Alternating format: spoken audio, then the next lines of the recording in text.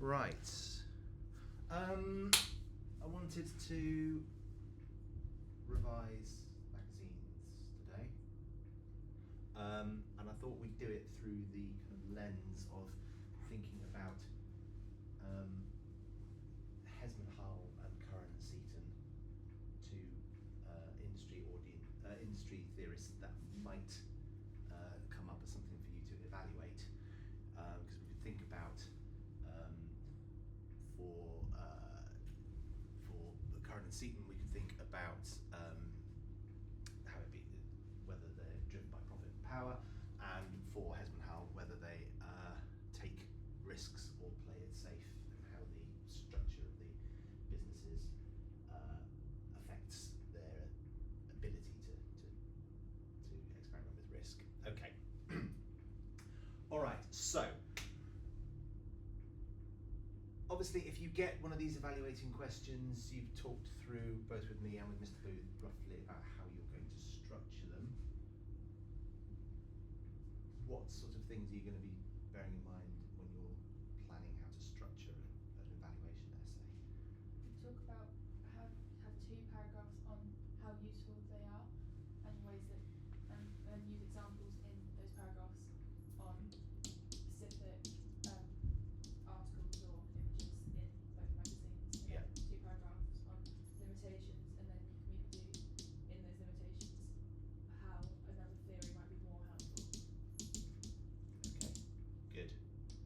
All right, so you'll need to have some sort of introduction as well, where you establish what the theory is. So let's, obviously, because I put taking risks and playing safe up here, let's start with Hesm and Hull. So Riley, how would we summarise Hesm and Hull's theory in our introduction? Media conglomerates like to do whatever they can to minimise risk and maximise profit. So it could be like repeating successful formulas or things like that. Profit, repeating successful formulas. Yeah, anyone want to expand on that? And being diversified. Being diversified. Go on. Diversified in terms of. Horizontally or vertically. Okay, yeah.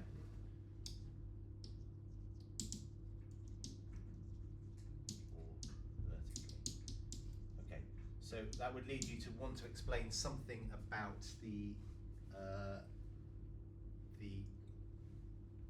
structure of the 2 companies, Vogue and Big Issue, in your introduction as well. So what would we say about Vogue? Profit maximisers. They're driven by profit.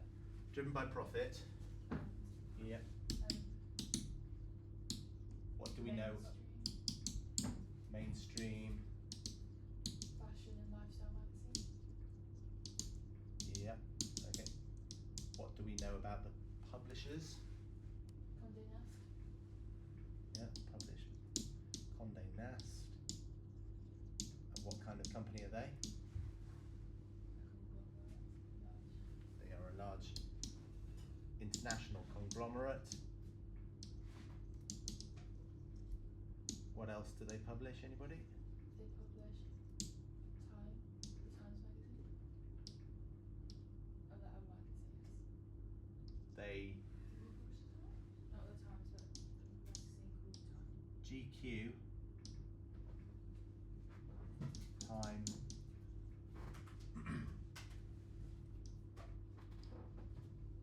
those would do as examples. Okay, we've got a list of examples that you can pick up on.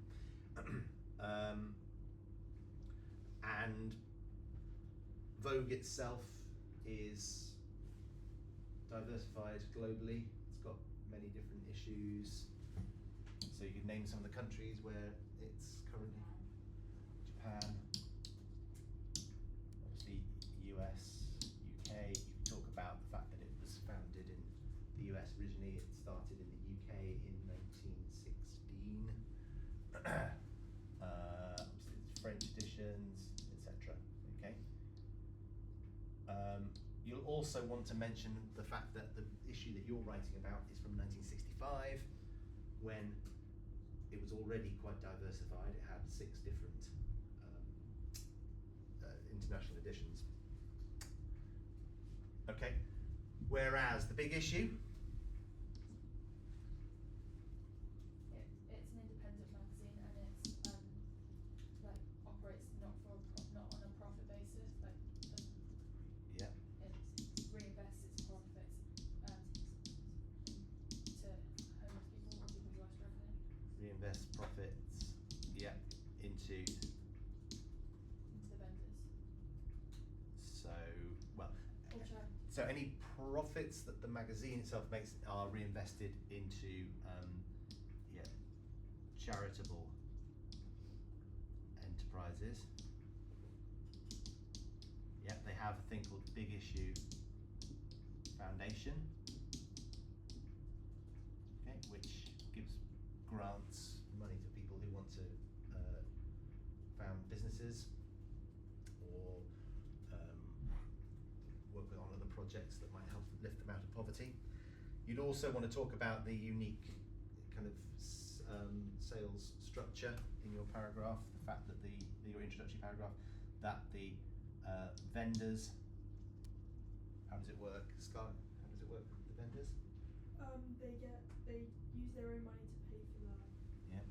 thing. I think it's like half price for them to pay, Yeah. and then people will pay them the money to buy the magazine. Yes, good. So the edition that we're looking at from 2016, it was they pay £1.25 to buy the magazine, and then they sell at £2.50. Good.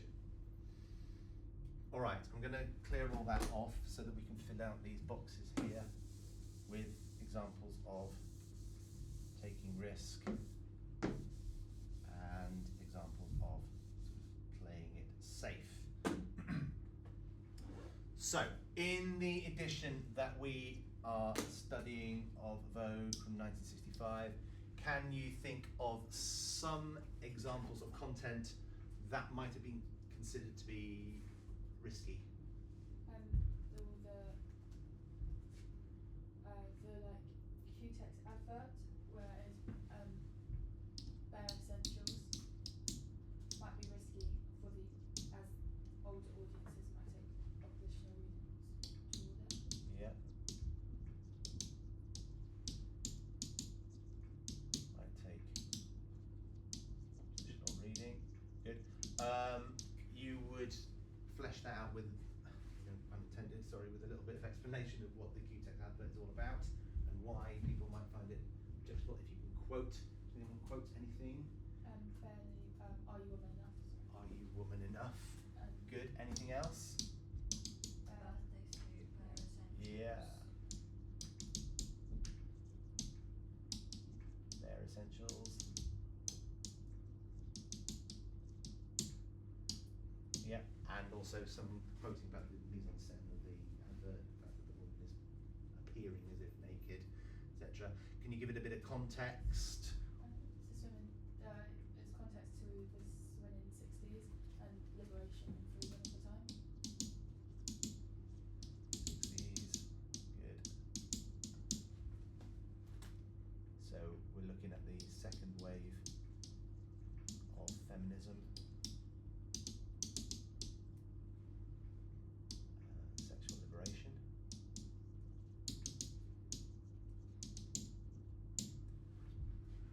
Good. So that is taking a risk with the more traditional Vogue readers who might find this content rather troubling.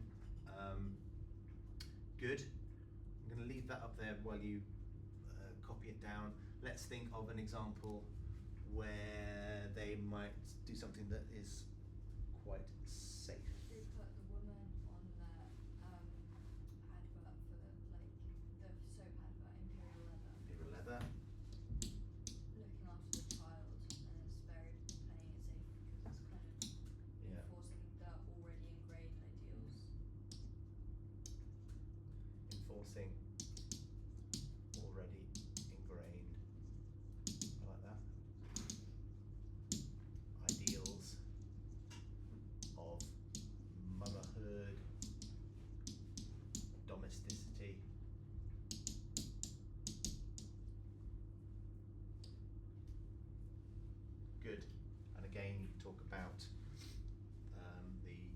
structure of the advert, the mise en scène, things like the expression code, the gesture code, you know, the fact that there's no direct address, she's looking at the child, etc. Good. Now you've given, which is great, some examples of adverts here.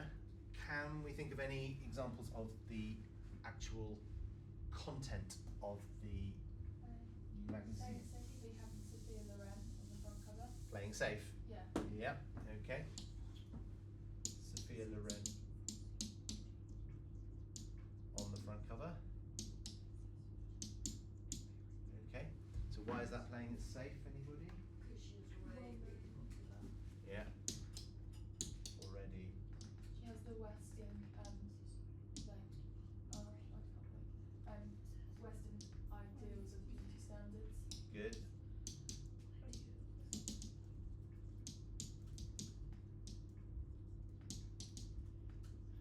Yeah. So she comes with her own fan base. I suppose you could mention Jenkins briefly there as well. This idea that there is, you know, this is playing it safe because there's a guaranteed audience who are going to buy the magazine because they see somebody that they know and recognise and are interested in the front cover. Okay.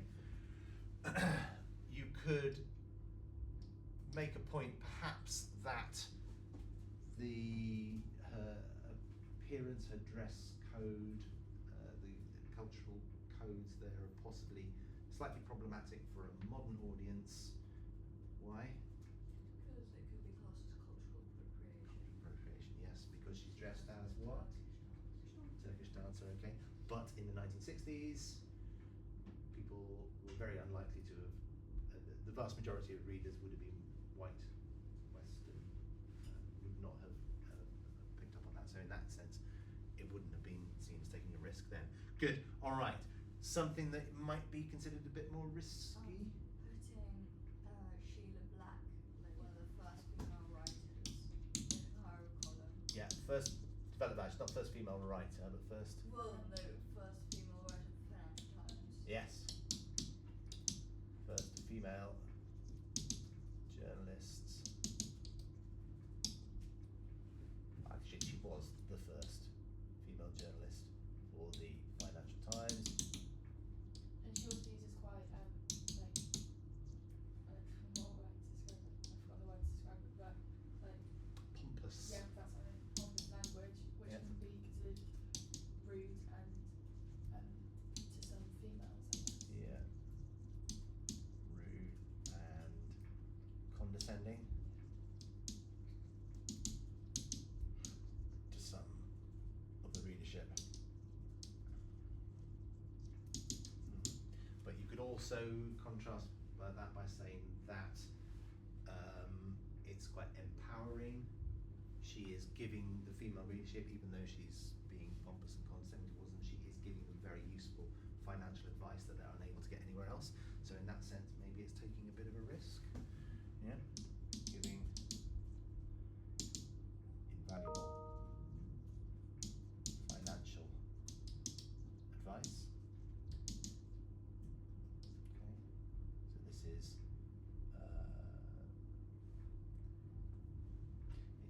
maybe it's not so much that it's taking a risk, but it's certainly doing something that is groundbreaking.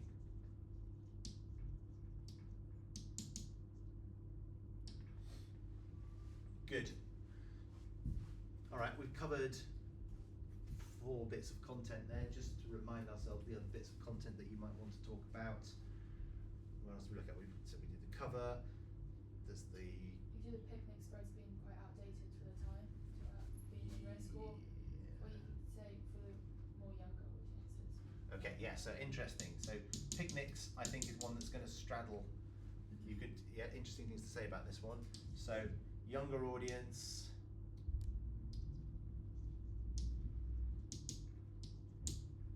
Might not identify with the old-fashioned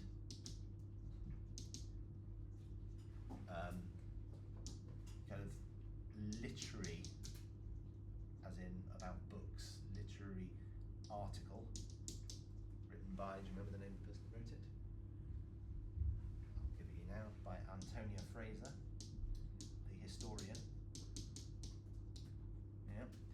Whereas the older audience probably would identify with that, yeah.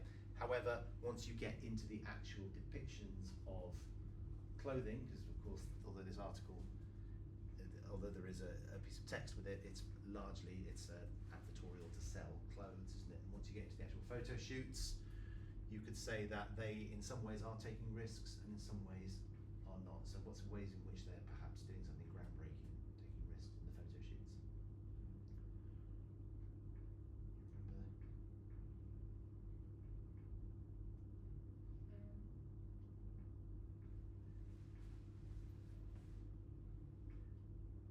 All right, let's start with ways in which they are not taking risks, then ways in which they're playing it safe. You got Eventually attractive woman. mentally attractive woman.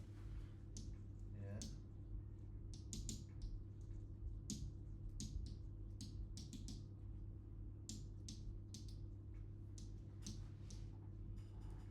As models. They do vast film and location. Picture like location, background locations, I guess, like Middle Eastern.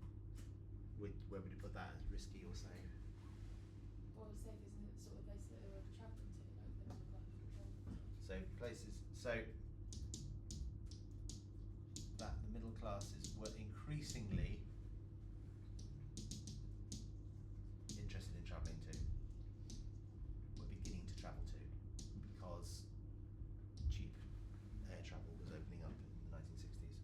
Yeah. To travel to.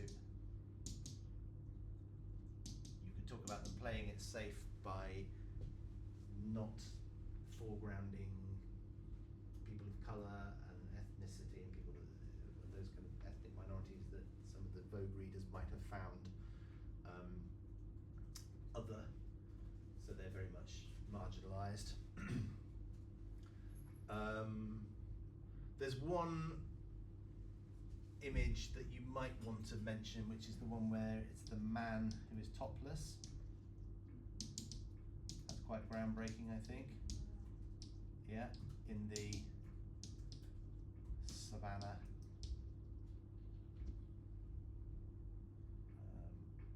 Double page spread. That could be seen as possibly taking a risk.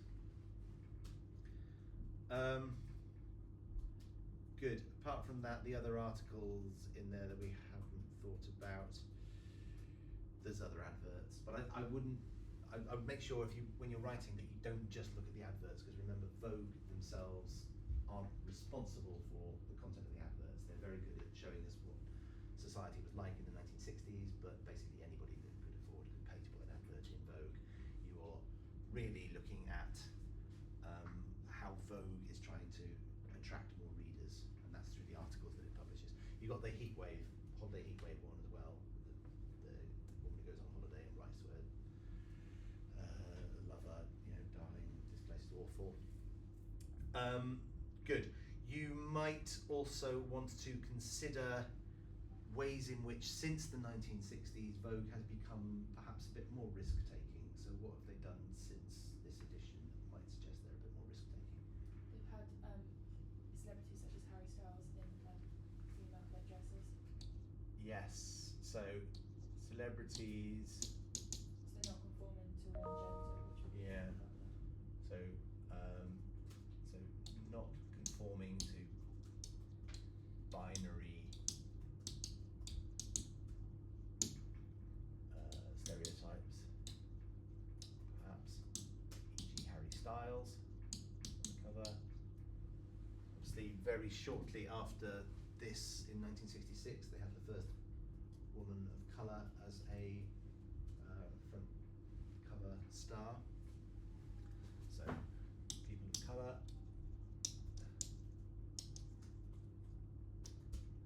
They've had things like celebrities guest editing editions, so people like Nelson Mandela, Michelle Obama, people like that have guest edited. Good. All right. Should we do the same for big issue? And clear this. Am I grid wasn't very helpful because I just ended up writing across the whole board. Okay.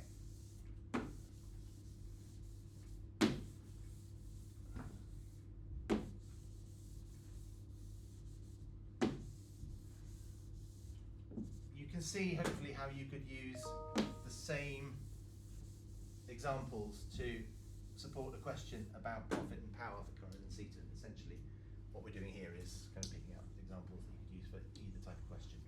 Okay, big issue, taking risks. They are like giving the homeless a voice, no matter their background, Yeah. which could be very groundbreaking for people who are maybe succeeders or aspirers who are less inclined to listen. Okay, so what's it? Succeeders and expirers are possibly going to take a negotiated or oppositional reading to this. Yeah. Might take oppositional reading. Good. Okay. So, giving the homeless a voice. Can you give me some specific details? Donato. Donato. I Yes. wrote that on Lily's sleeper shirt. Did you? Yeah. Donato. They're specifically him. They give him like a double-page spread. They give him a voice to be able to speak. Yeah. A column about his life. His own page. I think it's a single page, not a double page spread. Don't worry too much about that. Yeah. So this is a chance to personalise, personify. Sorry, it's really better to have the word. The concept of homelessness. You put a name to a face. You know, it becomes more human for everybody. Concept of homelessness. Good. Okay. Other things that are taking risks. The front cover is not typical of a big issue front cover, Uh-huh. and it doesn't really link to the sort of values of the big issue as it's glamorous and sort of Hollywood style, Yes. which is that's taking a risk. Doesn't reflect values of the magazine. Okay, well, obviously explain why it's in this Hollywood glamour style. 25th anniversary. Anniversary.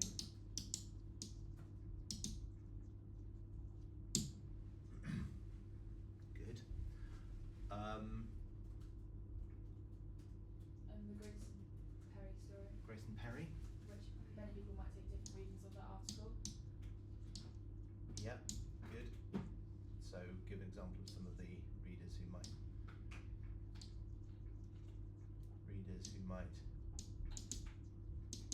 take an oppositional reading. So people who perhaps are kind of more conservative around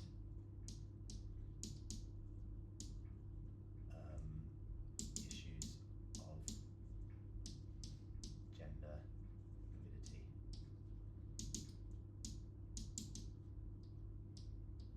Etc. Good.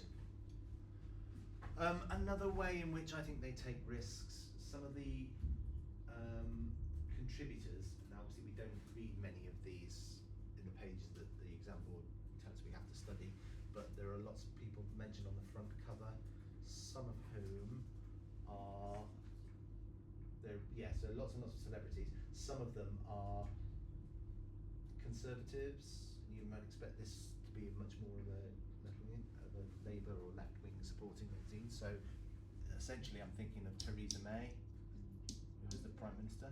Put the list of names as like playing safe because a lot of them are popular people. Also means they're appealing to both conservative readers and Labour. Okay, yeah.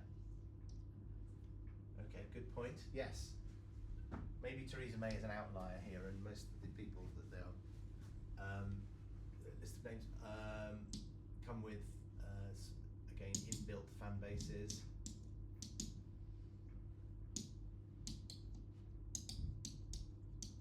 Yeah, the only reason I put Theresa May as a risk is because the general argument of the magazine, the editorial, is very much anti-conservative. But then to have her in there, some people might take an oppositional reading of that and think, I don't like Theresa May, she's the Conservative Prime Minister. But she is saying something very positive, and it shows how much attitudes to homelessness have changed over the 25 years. Good. So list of names on the front cover come with their inbuilt fan bases. Good. You could argue that most of the content of the magazine, as long as you establish very clearly in your essay what the demographic is, most of the magazine really is playing it safe because it is appealing to a very progressive, forward-thinking, well, maybe we give them psychographic terms as like reformers and explorer type mindset of people who want to read about things that they don't necessarily have any personal life experience of. So as long as so if you link it to the psychographics, particularly reformers and explorers, then you could argue that all the content is designed to appeal to this audience, therefore maximising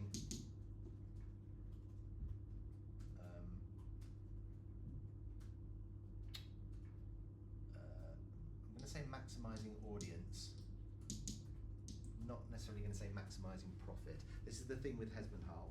Several of our products where we might end up relating Hesm and Hull to him aren't for profit. So just like the BBC in Woman's Hour, you wouldn't say they're trying to get more profit, but they are trying to get more listeners. Yeah, with Big Issue, they're not trying to get more profit, but they are trying to expand their audience and their revenue.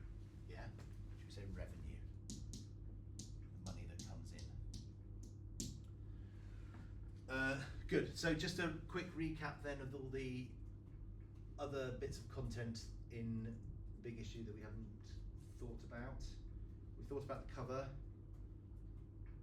There's the contents page for you to have a look at, that lists some of the things that we have not yet covered, and very crucially on the contents page there is something that I want you to quote every time. Oh yeah, that's our handout.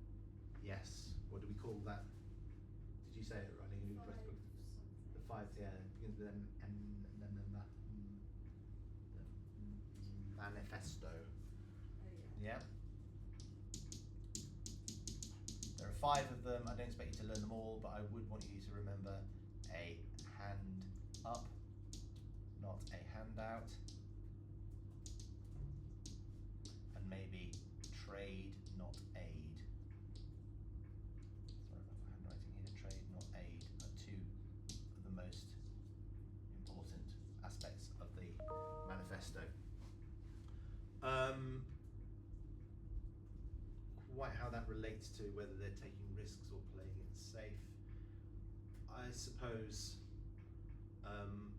If they want to be a business, they want a hand up, not a handout, and they want trade, not aid, they've got to do things that are going to maximise audience revenue. So this probably links into them giving the audience what they want in order to be able to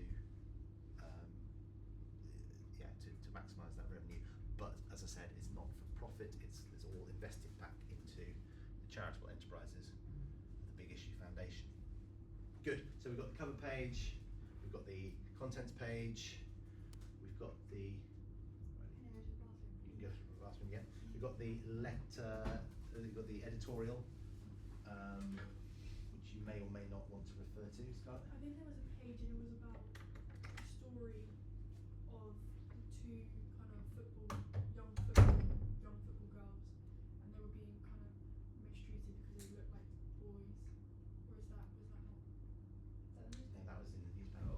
That was in the issue of the Times that we looked at, I think.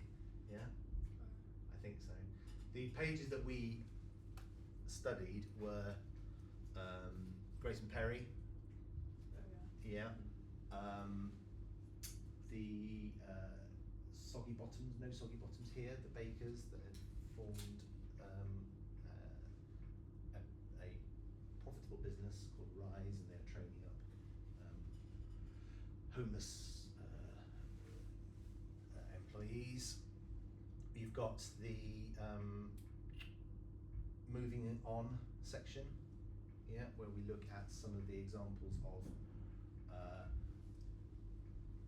past vendors who've gone on to successful careers. Remember any of them in particular? Some names for you to revise there, but we've got Marvina Newton is probably the most prominent one. She's the one who's pictured as the woman of colour in red, and she's you can use all your media language terminology to describe how she's pictured. You could possibly say that that is no, I think all of this pretty much is playing safe.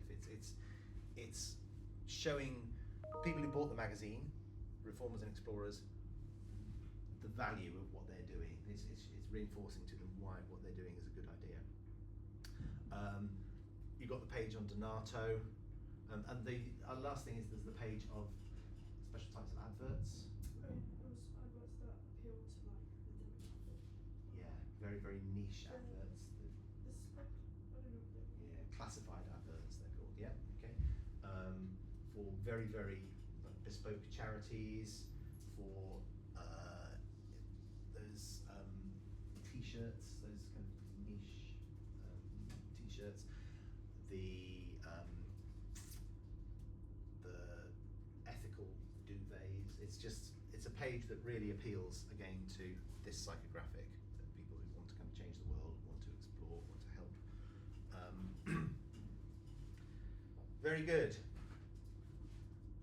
Okay, just wanted to show you then a couple of sort of essay plan documents that have been put together on this to see if this makes sense to you.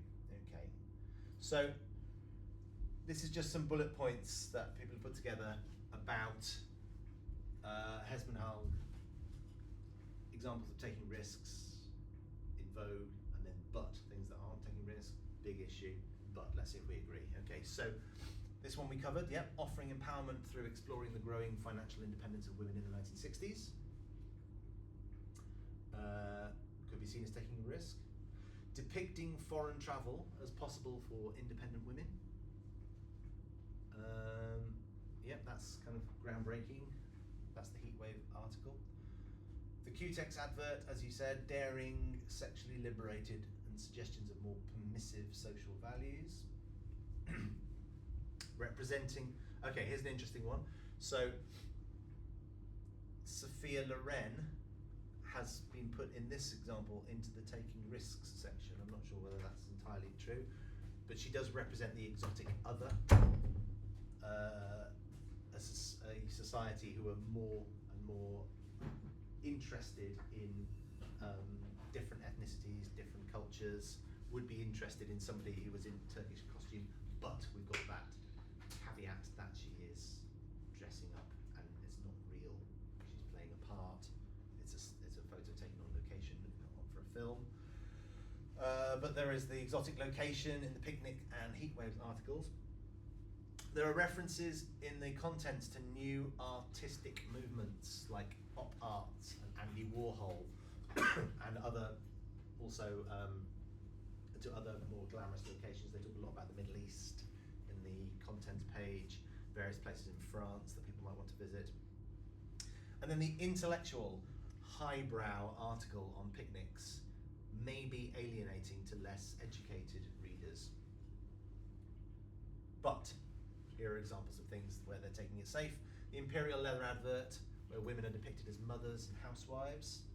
We picked up on that one, good. Revlon and Q-Tex adverts, where women are objectified, and their purpose is to beautify themselves in order to appeal to the male gaze. Money, the article, women are represented as naive about financial matters. Okay, and again, however, they're also being offered empowerment, so it can fit into both sections. A heatwave article conveys a negative, that word, ethnocentric, remember that one? Yeah, depiction of foreign travel. Obviously there are lots more examples, but that's just something you could write a good few sentences about each of those. Okay, and then the big issue, championing alternative lifestyles. For example, Grayson Perry, David Bowie, he's referenced in a different page we don't actually study, but there's quite a lot about his very alternative lifestyle. Celebrating the achievements of ordinary vendors, Donato, Marvina Newton, considering how the visual codes and the mise en scène help to elevate these ordinary members of society into almost celebrities. So they're foregrounded, there's bold colours, there's a powerful, particularly with Marvina Newton, she's photographed from a low camera angle, so she looks more powerful. There's also Josh, can't remember his surname, the Legal Eagle. Joel the Legal Eagle. He's also depicted in a very dramatic way. Challenging the orthodox views, that's like the widely held view that homeless people are powerless. So the big issue is showing homeless people in positions of power. The classified ads, as we just talked about, they allow niche companies and charities the opportunity to make their voices heard. And the unique business model that empowers vulnerable, marginalised members of society, a hand up, not a handout. So all of those could be examples of how the magazine is taking risks, but they could also, as we said, also be examples of how they're not really taking risks because they know that the people who are buying the magazine are interested in alternative lifestyles, etc. Okay, that's interesting. So that's using exactly the point that we made, but for the opposite, saying that they're playing it safe on the front cover, using the iconography of Hollywood and Las Vegas glamour on the cover to attract a wider audience for the 25th anniversary edition. Again, a point that you could play it either way. You could either say, this is risky, it's not like the big issue normally is, maybe people won't buy the magazine that month because it doesn't look like a big issue. Or you could say, they are playing it very safe, hoping to attract a wider audience of people who wouldn't normally buy the big issue because it is, it has these connotations of glamour and excitement and so on. So all of this is kind of leading you to the conclusion that Hesm and Hull isn't particularly, while there are elements of the editorial of both magazines that do take risks, or do sort of play it safe in order to maximise the audience. Within both Vogue, which you would expect to be the one that takes fewer risks, and Big Issue in the one that you expect to take more risks, there are examples of them doing the converse, playing it safe and taking risks. And so Hesm and Hull is not particularly hugely, depends what the word is, if the wording of the question is, to what extent is Hesm and Hull's theory of cultural industries helpful when considering the magazine, you say yes to a certain extent, but you could also then bring in Curran and Seaton, for example. So let's have a look at Curran and Seaton now and see what points might be made here. So this one's structured slightly differently. This is more of what you would do paragraph by paragraph on this one.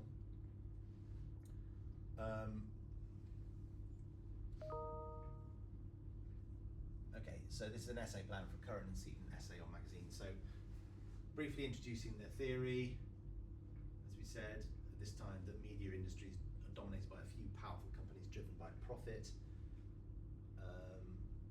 Suggest how this theory applies differently to mainstream publications and independent or alternative media, e.g. the Big Issue. So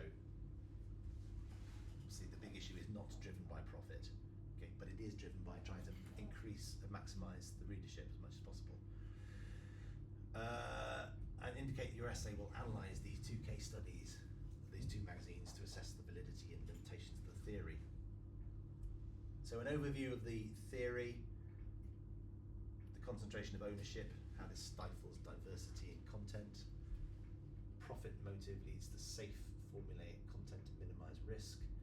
Contrast this with independent companies which often prioritize diverse or socially meaningful content. Well, you can see that you are probably going to go on quite quickly to say that yes, the Vogue is part of a very, very powerful conglomerate, but there is plenty of content within it that does take risks and it's even for the time in 1965 pretty diverse.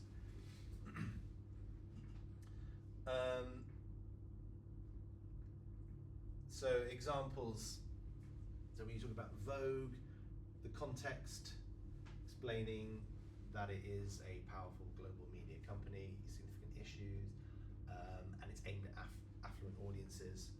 Goes without saying, of course, that you should have mentioned what the demographic is or was for Vogue in the 1960s. Evidence, the focus on luxury and high fashion. Editorial content aligns with the ideals of consumerism, promoting aspirational lifestyles, reinforces dominant ideologies of gender roles, traditional femininity and beauty standards.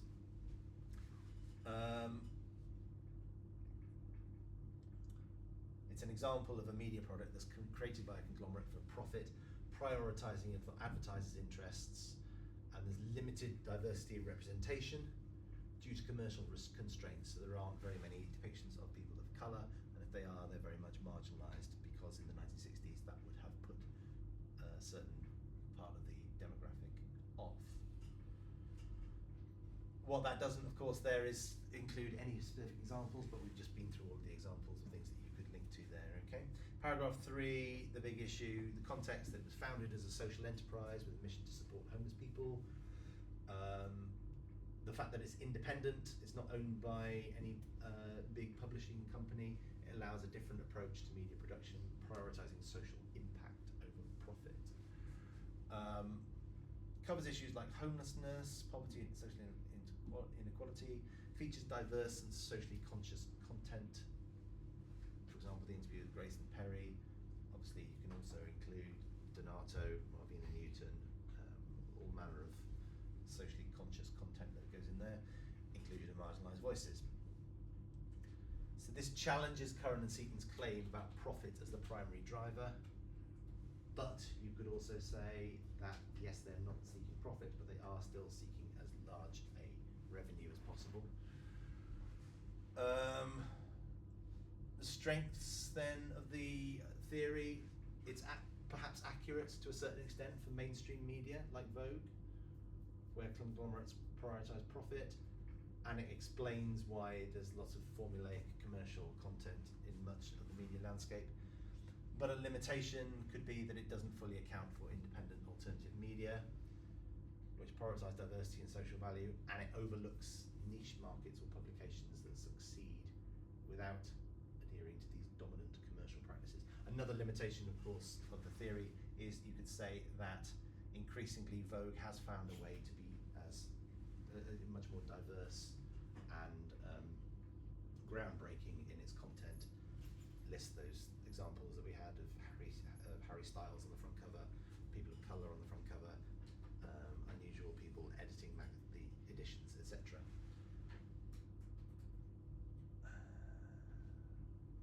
Okay, and then summarise your key points, and your final judgment is yes to a certain extent, but it doesn't account fully for the diversity.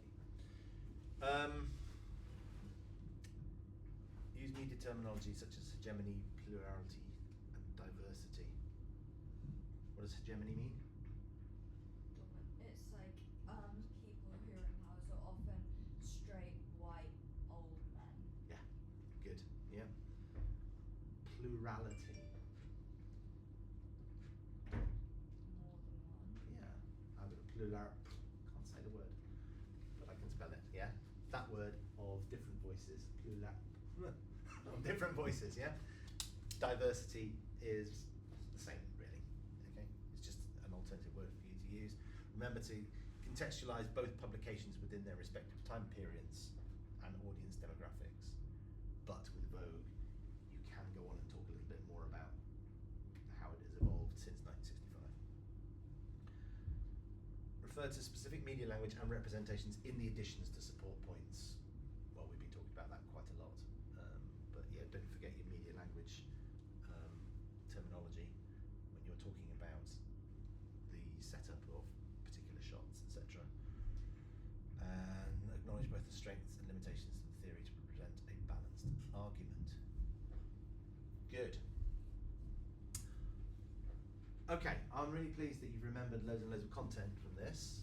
How do you feel about being able to attack one of those sort of questions? Yeah? Yeah. If I put some example questions in the classroom, you can have a go at them and time conditions when suits. So, we do have a lesson tomorrow? Yeah. We do? What should we cover in tomorrow's lesson? Could you newspaper? Then just like Yeah. Can we do newspaper, not industry? yeah, I'm good on industry. Not industry. Yeah, it's just the other bits of newspapers I struggle Okay. with. New Like yeah. audience? Yeah, like the set text. I was gonna You want to do the set text? Yeah. You go back to the set text. Alright, yep, we'll do that. Lovely.